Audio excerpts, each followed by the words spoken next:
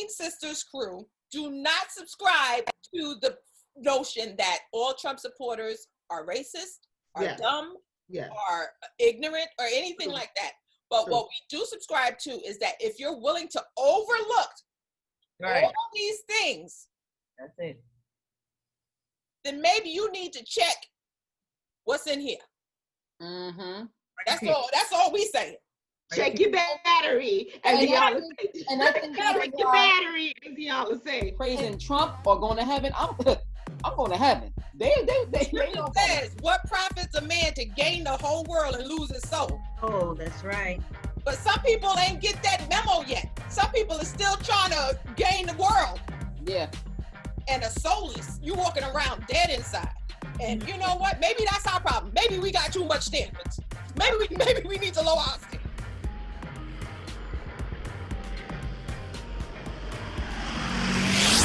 Hello, one and all, and welcome to another episode of Between Sisters.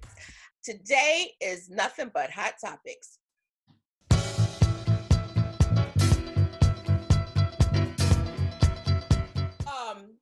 The 17-year-old terrorist that came into the protests in Kenosha. And he was treated like he was offered a bottle of water. He was treated like he was carrying a torch in the Olympics. Speaking about because he was. According to Don Jr., we all do stupid things at the age of 17. How old was the Central Park Five? Just exactly. Exactly. But I'm just saying, there's always that was a group of young men that Trump took out an ad to take, correct? Because they were doing what kids that age do, correct? Right. Okay. Yeah. They were wilding. We will not, you know, so if that's the excuse that they want to use for this young man, then is that the same excuse that we can use for all of the other young people that have gone to schools and shut up the schools? Right. Like, I don't understand what makes him any different from white people who, but no. I'm just churches while they're praying. You pray with people and then you shoot them. You pray with people and then you shoot them. You go into a movie theater and you shoot people. They're white. I guess, but no. But for what you said with Don Jr. saying that's him being a 17-year-old. Is that the same excuse that we use for all of those other people that committed those crimes? Yeah, but let's talk about the young boy. That young. So it's different. Okay, what about the young boy that took his mother's gun and killed the kids in Connecticut? No. And gun reform didn't happen after that. If y'all okay with seeing 5 and 6-year-olds dying, there's I knew after that it was in hell for every one of y'all. Every one of y'all. Right. So for him to make that statement that he did what people his age do, I mean, shame on him for even allowing those words to come out of his mouth, because that means that would apply to any other teenager who's responsible for mass shootings. The president of Columbine. The president of this country praised him. Yeah. Yeah, because he went to a black rally and was regulated and showed them showed them what needs to be done, what the cops didn't do. Yeah, because that's what the cops should have done. He also used the person that shot 2 sheriffs in California, who as fodder. We now know is a white man. A white man. I'm just saying, we now know is a white man. Right, because there is a greater. All they did was so what they did, when they kept showing the video over and over, you just saw someone with a hoodie. Right. And they associate. They associate a hoodie with hoodlum and black people. Yes. But turned out he's white. I'm just saying. But again, we know that the majority of terroristic acts in this country are done by white men. Across the world. Are done by white men. Who sang that song? I learned from the best. Was it Whitney Houston? I learned from you. I learned from the best. You know, I always got to reference the song. Again, it's very sad. It's a sad state. It's a sad state that we're living through. For us, for our generation, because I think I've said this before, our parents didn't have this dream for us. They figured by the time we were this age that the world wouldn't be in the situation that we're still facing. We're facing what they face and what their parents face. And my thing is, so is the next generation, will my grandchildren have to experience this as well? Or would we even be here? Would any of us be here? Right. When you see Martin Luther King, Dr. Martin Luther King Jr.'s granddaughter giving a speech in the same place that her grandfather gave the speech, how many years ago? Speaking of racial injustice, that broke my heart. I like. And what year was Dr. King assassinated? 1968. And this is 2020. The only difference now is we make a little more money than we did back then. Right. That's the only difference. Because they still don't want us in their neighborhoods, and they find a good way to keep us out. Mm-hmm. I heard a story, I don't know how true it is, that before he not passed away, he didn't pass away, he was murdered. Yeah. But now they deem him a saint, but back then he was on the FBI watch list. Exactly. But now, why don't you be like Dr. Martin Luther King? All white people love to shout the name of Dr. King, but back then he was men in America. He wasn't rioting like, Yes. But he said before he was murdered that he made one of the biggest mistakes of his life with promoting integration, because we were more connected and more of a community before we had to supported our own. Yeah. But once we got the opportunity to go shop at the big league stores that we weren't allowed, and we want ham, and they haven't stopped yet. Last year, you guys know, I had the honor and pleasure of listening to Ruby Bridges speak. And it broke my heart to listen to her tell her story as an adult, as her experience as a little girl, and not fully understanding what was happening at that time. She didn't really get all of it. And our kids can go, they have the whole address situation now, keeping you out of certain schools. Yeah. But our kids can go to generally mostly any school they want to today. However, some of the kids still do experience racism, even in the schools that they do attend. Oh, yeah, definitely. Sorry? I said definitely. They experience it where I live. But to hear Ruby Bridges speak, and her experience happened in what year, and listening to her speak in 2019, and just knowing that, so much of what is happening today mirrors so much of what happened then. Mm-hmm. And, she had, but her grace and her compassion and her empathy, and all of that you felt from her. I cried. I'll be honest with you. I cried because I don't know if I could have as much grace as she does.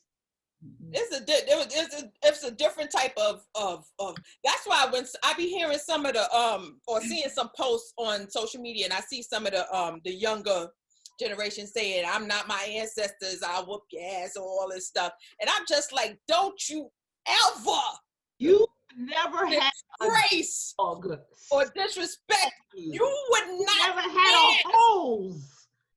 You would not last in a 60s riot or a 60s protest.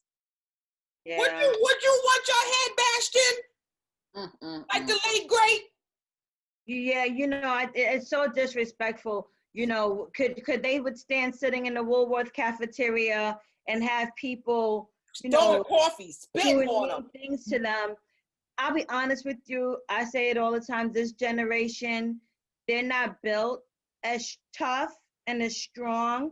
A lot of it has to do with the whole teaching them that everyone is a winner and no one is a loser. I think is BS. I don't believe you lost, girl. You lost. You wasn't fast enough. Try again next year.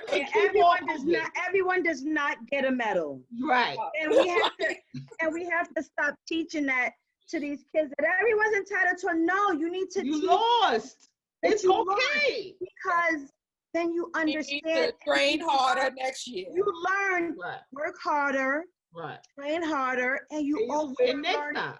But the biggest thing you learn is humility. Yes. And once you have humility, you would never fix your mouth to say, "Oh, that could have never been me. That wouldn't have been me. They was crazy in the 60s and the 50s. That wouldn't have been." No. Those people had humility. Mm-hmm. And they had a sense of strength that I don't possess. That is why they were so resilient. These children, this generation, the resilience isn't there. You know, I agree with you guys 1,000%. But we must understand, we're in a generation now where the access that the kids have of today, or this generation have today, we didn't have back then. True. So we didn't see things across the world like this generation that you see now. No, so they have the opportunity. We definitely had more of a socialization. Like we didn't have this. So we was outside, you know, hanging out. We had more human contact. And also, too, think about it. This generation travels. So when you're traveling around the world and you're seeing things, and then you come back to your country and say, "Wait a minute, I'm not having no, we're not doing that here." So half the people that saying that they ain't never go past they 4-block radius. Half the people saying that I'm not my but they ain't go nowhere. But they seeing stuff. They see things. Tisha, social media. But even to piggyback on what you're saying is, they do have much more access to us. When we were like in our early 20s, in our teens and early 20s, we had brick phones.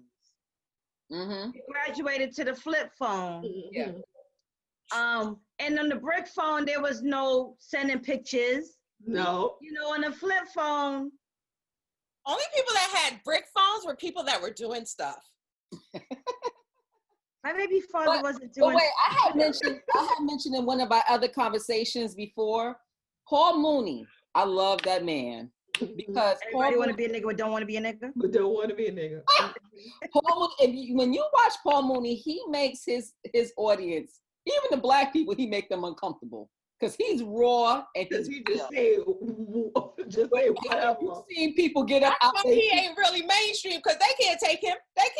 But let me tell you, Paul Mooney predicted this. He said, "You try the stuff that y'all did to us back then to this generation today." And when he said what he said, it was about 10 years ago. Right. He said, "You go and tell this generation now that they can't drink from the water fountain. Go ahead and tell them they can't sit in the front of the bus." So he was predicting what's going on right now. Mm-hmm. So, I won't say that, you know, as a whole, because there are because you know what? They're fearless. What happens if you got these dudes in the hood that got idols like Jay-Z, Jim Jones or whoever that's making millions of dollars. All and then people that are in our age bracket. I can't do what you doing because I'm this skin color. So now this generation is seeing something totally different and know that they're able to attain certain things. And they grew up with a black president. Yeah, right, so now you're like, and then now we're in a generation where we have this group of people that's saying, no, don't think you're cute just because you had a little black president. No, go back and sit in the back of the bus. Go back and not my water fountain. We done got exposed. We not going back. Yeah. And what they're trying to do is make America great again and make it back to where it was before. Right. So this generation is like, no, we're not doing that because people were forward.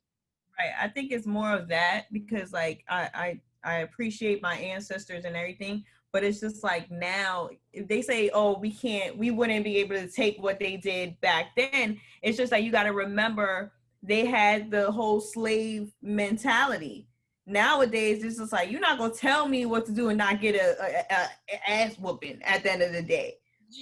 Your generation has the slave mentality, but yeah, we do. But I'm saying how you can do certain things. I'm talking about like, oh, like how the white people were with the black people. We have a slave mentality, social media and everything. We definitely do. But I'm talking about like, you're not going to be able to tell me a certain thing, and I'm saying I'm not going to sit there and say something back to you. But see, that's the point that I was trying to make. The generation that you're in can say, oh, well, you're not going to tell me this and you're not going to tell me that. But without anything backing that, all that is a sounding brass and a tinkling cymbal. Like, if you're not backing it up with legislation to change things, all you're doing is getting yourself in trouble, and now you're getting arrested because I ain't going, you know what I'm saying? There has to be something behind that. So you can march, you can protest, you can riot, but what's next beyond that? You know what I mean? Right. We need more people. We need more people wanting to go to law school, wanting to learn their history, wanting to be more aware, than wanting to get signed to put out a rap album. And I hate to say it that way, but I'm so tired of hearing so many young people wanting to be biggest rap star. Don't get me wrong, it's an aspiration, and I'm not taking that away. It is an aspiration, but I need more younger people to learn and understand the history of this country, because I've been having conversations that have been so disheartening to me, and it makes me very, very fearful. Because if that's the generation behind me, that, I'm going to be the 70-year-old and they're going to be my age, and they're in control of this world with a lot of the attitudes and the rhetoric and the tones that I've been hearing, I'm fearful of what will happen to my generation. Because there are so many young people that, and don't get me wrong, there's a ton that are very aware, and I love to hear them speak. I love to listen to them. There's several that I follow on social media, and oh my God, it just to see what they're doing and to hear them, I'm like, thank you. But then it's that other side that, you listen to them, the ignorant side. But the problem with the ignorance is they just don't know, which makes them ignorant, but they don't want to sort out the information that's there for them. And it's out there. Yeah. That's why I'm with our generation and generations after us and before us. It disheartens me when, not to say it's all minorities, because it's not, because we have educated our young ones, but it scares me that one thing Republicans know, and this is what they're always preaching, a lot of them, when they tell you their history of how they started, oh, I grew up on a farm and we were very poor and I got a great education and I used my education as a way of getting me to the next level. I had a patient, I was talking about that the other day, how, she came up, and see what happens with Republicans, that's their fuel on the whole reparations and how they feel like we don't deserve reparations. They feel like we should work hard to get where to get to the next level. It's that whole pull yourself up by your bootstraps. Pull yourself up, yeah. And the thing that bothers me is that those we ain't got no boots. We ain't got no boots. And so the thing is, but one thing that scares me is that our culture, a lot of us got it, but a majority don't have that mentality where I got to teach my 2-year-old that education is going to get him or her to the next level. I've been preaching that till I'm blue in the face in this house, because at the end of the day, I tell my kids, like, you have to be the best of the best in order to make it in your field. Right. And a lot of people, a lot of minorities, whether they're Black or Hispanic, they're not preaching that. And so that's how Republicans have they have that thing on us where, well, you guys want to hand out. They always think we want to hand out when we don't want to hand out, but we have equality. Same type of stuff. But the whole thing is we have to, as a whole, not just a small group of us, as a whole, have to know that the formula to quote unquote making it in America is not getting signed, is not getting a basketball deal, is not getting a music deal, is education. So while we're protesting and saying that we want equality, we have to pick up books and get educated while we're fighting. We can't just fight and expect for them to give it to us, because they're not. They will never give it to us. At this point, we're not getting our 40 acres and a mule. So while we're trying to get this— Lies you tell, lies you tell, lies you tell. I will campaign till I'm out of breath for my 40 acres and my mule. But isn't it sad that we still have to teach our children that, you know, the pathways to success is for them to get an education, and they always have to do more than the other person is doing, that we always have to stand out and we always have to shine. You know, we always have to go above and beyond to prove, you know, who we are and why we are deserving. Isn't it sad that we have to, that still has to be taught? You know, that's something that we're still doing. It's just like we're going back to the RNC when Eric Trump's wife spoke, and, you know, she spoke of her humble beginnings and, you know, how she came and she, you know, her education and what she was able to do. And that's nice. However, understand that your whiteness is what allowed a poor young lady like you to have a lot of those successes by just being white. Yeah. Right. Oh yeah. By just being white. But you know the Hispanic girl, you know, or the Black girl, and, you know, there's other, you know, the Black and browns. That isn't always their success story. No.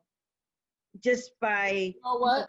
They have to struggle and they have to do this. I listen to AOC, and many people don't love AOC, but AOC is a product of the community that she grew up in. And I don't understand why people don't praise this young lady that look where she is today. Yeah, look what she accomplished. Look where she is today at her age. Yeah. She talks like about their enemies. Working in Kellyanne Conway's daughter want to be her foster child. Exactly. But I admire AOC. I do. I really admire her because she is a success story. Contrary to how anyone feels about her, she's a success story before the age of 30. She is. And she struggled. But that's one thing I can say about Eve's demographic. A lot of them are woke as woke. Yeah. You know what I'm saying? Like Yara Shahidi. Oh, like, my gosh. Yeah. I look at her and I'm just like, you know, she just so, like, she just a bad mamma jamma, right?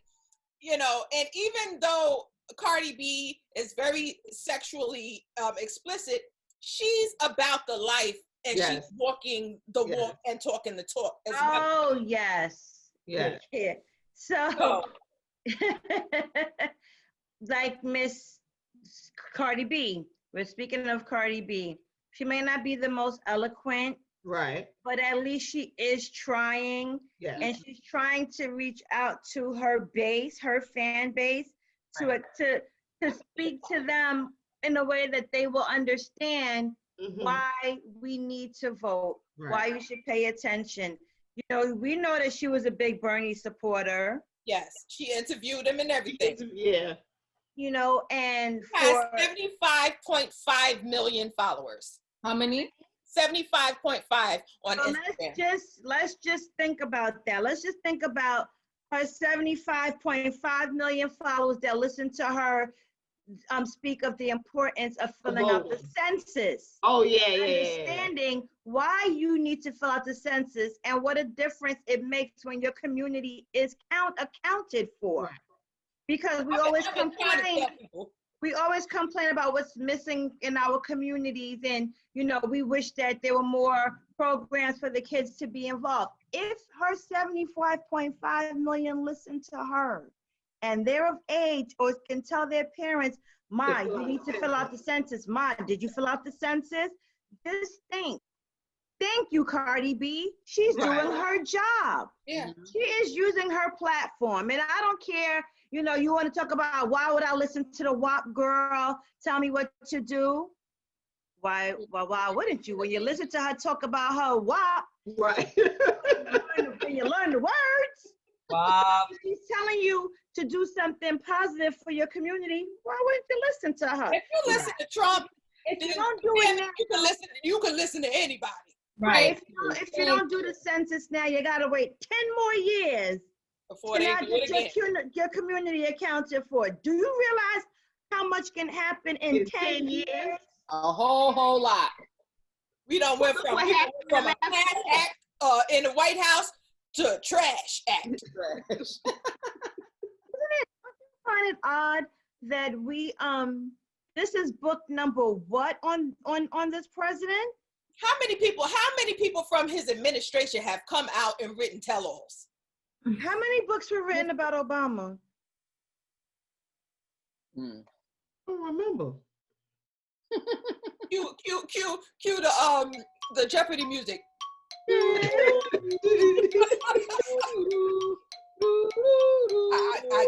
I can't. It's like, and they all followed him, and they were there and said he's the best thing ever. They supported him.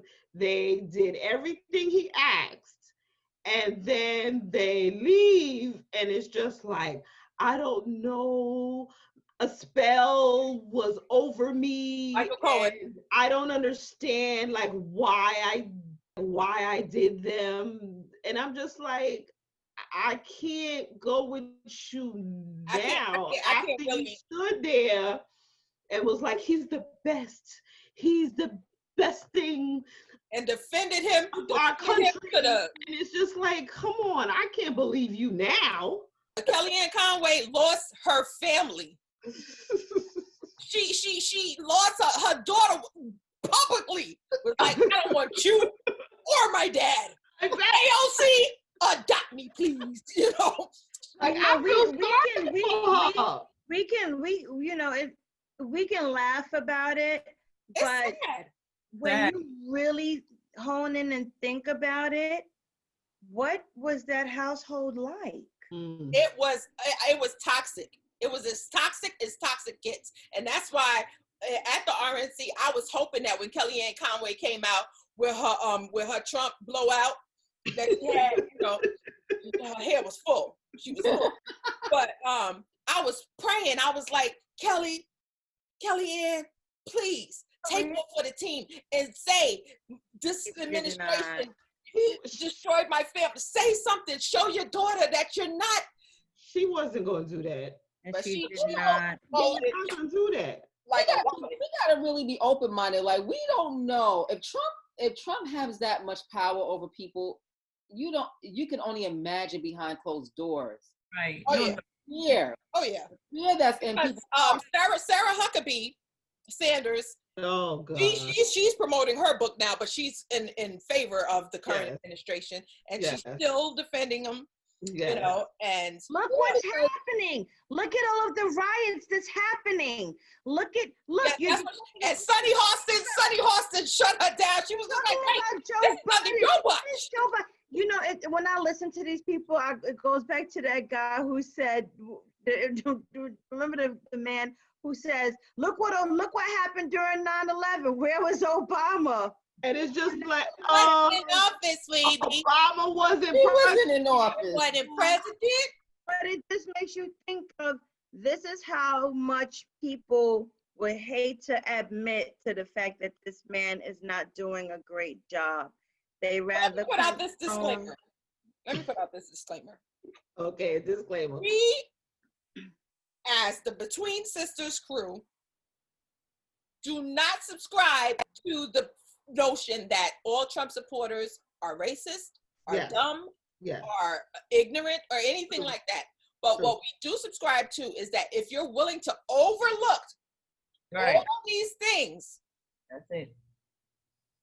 Then maybe you need to check what's in here. Mm-hmm. That's all we say. Check your battery, as y'all say. And I think check your battery, as y'all say. And I really think that's why anybody who has worked with him and was praising him, and now that they're out of office, they're saying that, you know, they want a hug. They want to come to the reunion. You know what? You know what happened? They have God in their heart. You know, like, if you know, like, okay, I want to go to heaven. Like I tell my kids all the time, y'all not going to take my ticket away from me to get in heaven. So y'all, so you can only imagine when a grown person in their 50s or 60s that know better, that was in church when they were a kid and was, you know, praising all the saints and all that kind of stuff. They know better, and they know in their heart that was not right. And if I had to choose between praising Trump or going to heaven, I'm going to heaven. So that's what happened to a lot of them. They know better. Says, what profits a man to gain the whole world and lose his soul? Oh, that's right. But some people ain't get that memo yet. Some people are still trying to gain the world. Yeah. And are soulless. You walking around dead inside. And you know what? Maybe that's our problem. Maybe we got too much standards. Maybe we need to lower our standards. I think that's it. That's it, right? I think that's it. Yeah. Hot Topics gets even hotter. So stay tuned for scenes from the next episode of Between Sisters. They don't want to lose money. Mm-hmm. Right now it's a black and white thing, but at the end of the day, if it's a green thing, it's a green thing. Come on,